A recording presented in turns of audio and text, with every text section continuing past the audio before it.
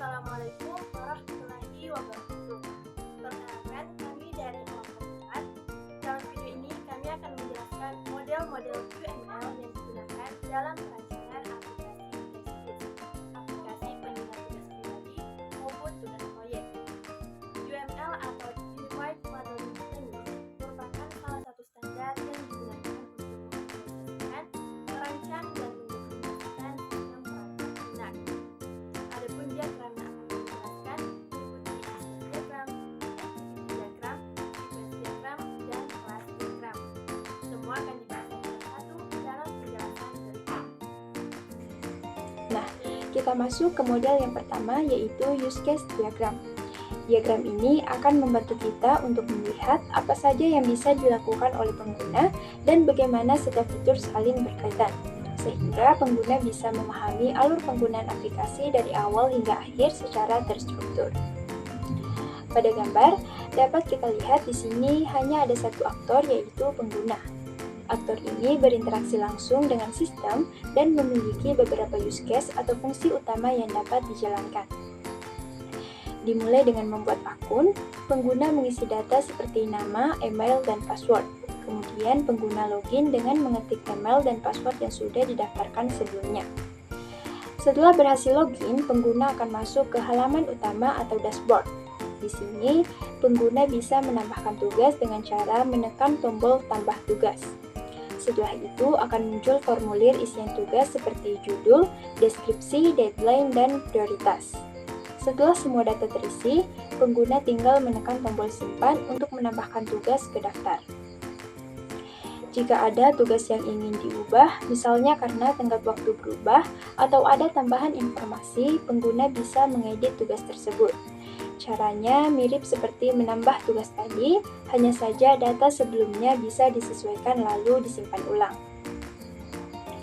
Selain tugas, pengguna juga bisa menambahkan proyek.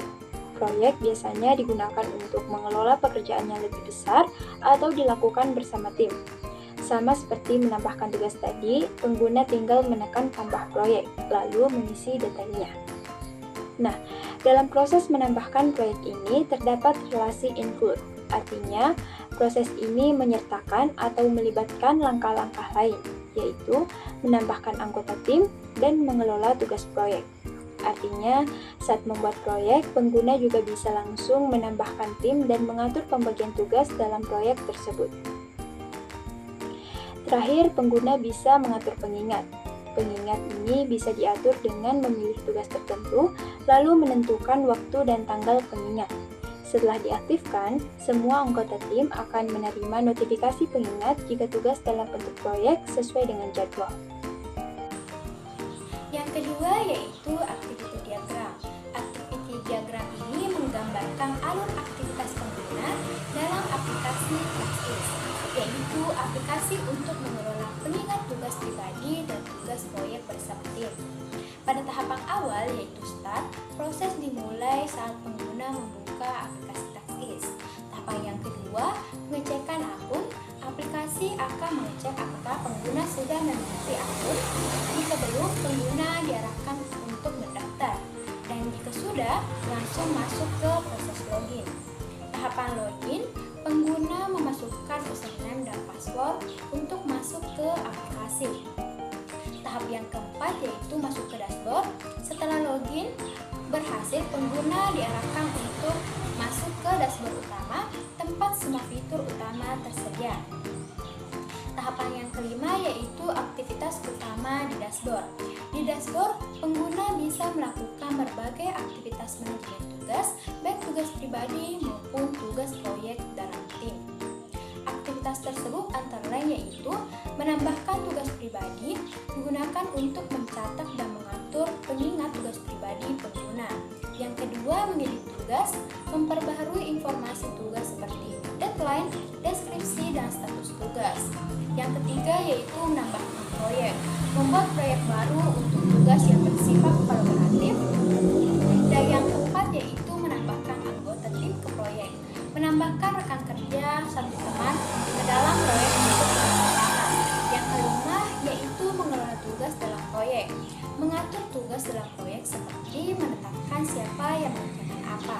Dan yang keenam yaitu mengatur pengingat, menentukan waktu notifikasi agar pengguna tidak lupa menyelesaikan tugas tepat waktu. Tahapan terakhir dalam aktiviti diagram adalah akhir aktivitas. Pengguna aplikasi bisa logout atau menutup aplikasi. Berikutnya adalah sequence diagram. Sequence diagram bisa menggambarkan proses penambahan tugas serta pengaturan pengingat dalam aplikasi tersebut. Alur dimulai saat pengguna memilih opsi tambah tugas dan antarmuka akan menampilkan formulir yang harus diisi. Setelah pengguna melengkapi informasi tugas beserta pengingatnya, data akan dikirim ke logika aplikasi untuk diproses. Selanjutnya, data tersebut akan diteruskan ke basis data agar dapat disimpan secara permanen. Setelah proses penyimpanan berhasil, sistem akan memberikan konfirmasi dan antarmuka akan menampilkan umpan balik kepada pengguna berupa notifikasi bahwa tugas telah berhasil dilakukan. Model yang terakhir yaitu kelas diagram. Diagram ini akan menampilkan kelas-kelas utama yang ada di dalam aplikasi, lengkap dengan atribut dan fungsi yang dimiliki masing-masing kelas. Kita bisa lihat di sini ada 4 kelas utama, yaitu yang pertama, kelas pengguna. Kelas pengguna memiliki 3 atribut, yaitu ID sebagai identitas pengguna, kemudian nama dan email. Selain atribut, pengguna juga memiliki 2 fungsi utama, yaitu tambah tugas dan tambah proyek. Yang berarti pengguna bisa menambahkan tugas, juga dapat membuat proyek baru. Selanjutnya, kelas proyek. Kelas proyek memiliki 2 atribut, yaitu nama sebagai nama proyek dan deskripsi sebagai penjelasan atau detail proyek tersebut. Kemudian, proyek memiliki 1 fungsi, yaitu tambah tugas. Artinya, dalam setiap proyek, pengguna bisa menambahkan 1 atau lebih tugas yang berkaitan dengan proyek tersebut. Nah, kemudian kita lihat ada garis penghubung antara kelas pengguna dengan kelas proyek. Garis ini disebut dengan garis kardinalitas. Berapa banyak objek dari satu kelas bisa berhubungan dengan kelas lainnya. Juga, terdapat angka 1 di sisi kelas pengguna dan simbol bintang di sisi kelas proyek. Artinya, satu pengguna dapat memiliki banyak proyek. Hubungan ini disebut relasi one to many, satu ke banyak.